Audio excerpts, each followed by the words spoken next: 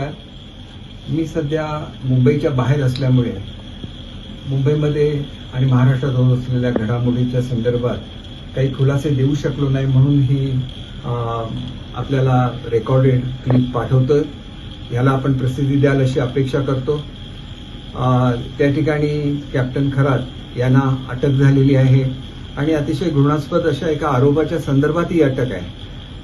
त्याचा निषेध मी निश्चितपणे करतो, परंतु त्या संदर्भात जे काही चौकशी असेल आणि जी काही शिक्षा व्हायची त्याबद्दल न्यायालय योग्य तो निर्णय घेईल. परंतु त्यांच्या ओळखीच्या लोकांना याच्यामध्ये गुंतवणं, त्यांचे फोटो प्रसिद्ध करणं हे अतिशय चुकीची बाब आहे असं मला स्वतःला वाटतं. एक फोटो जो प्रसिद्ध झालेला आहे त्याच्यामध्ये तत्कालीन मुख्यमंत्री शिंदेसाहेब आहेत, श्रीकांतजी आहेत, मी आहे. हा जो फोटो आहे तो ईशानेश्वर मंदिराच्या साठी कॅप्टन खरात हे रस्त्याची मागणी करण्यासाठी मुंबईला आलेले होते, त्यावेळेचा तो फोटो आहे. हा रस्ता तयार सुद्धा झालाय, कोणीतरी जाऊन तो बघू शकतो. शेवटी ईशानेश्वर मंदिरमुळे माझी आणि कॅप्टन खरात यांची ओळख झालेली आहे, ही वस्तुस्थिती आहे. आणि त्याच्यामुळे मी स्वतः देवभक्त असल्यामुळे आणि शिर्डीला जात असताना वाटेत सिन्नरमध्ये हे ईशानेश्वर मंदिर असल्यामुळे कधीतरी तिथं जाणं निश्चितपणे होत होतं. आणि दुसरी गोष्ट अशी आहे की कॅप्टन खरात यांचा ॲस्ट्रॉनॉमीमध्ये चांगला अभ्यास असल्यामुळे माझ्यासारख्या अनेक लोकांची त्यांची ओळख आहे.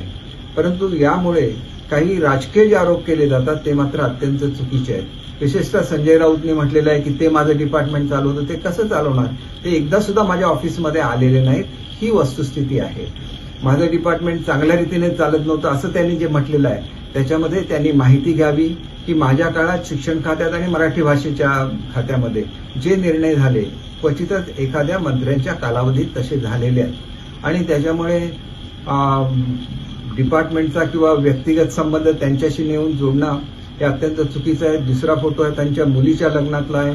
ज्यांची आपली ओळख आहे त्यांच्या लग्नाला आपण जातो, त्यांना शुभेच्छा देतो आणि त्यांच्याशी होत असलेल्या भेटीमध्ये या संबंधातील त्यांच्या व्यक्तिगत जीवनाची कधीही चर्चा ही माझी आणि त्यांची झालेली नाही आहे. आणि त्याच्यामुळे मला असं वाटतं की माझ्यासारख्या अनेक राजकीय लोकांना केवळ ओळख आहे म्हणून याच्यामध्ये फोटो प्रसिद्ध करणं किंवा त्याच्याबद्दल काहीतरी मजकूर छापून आणणं अत्यंत चुकीचं आहे.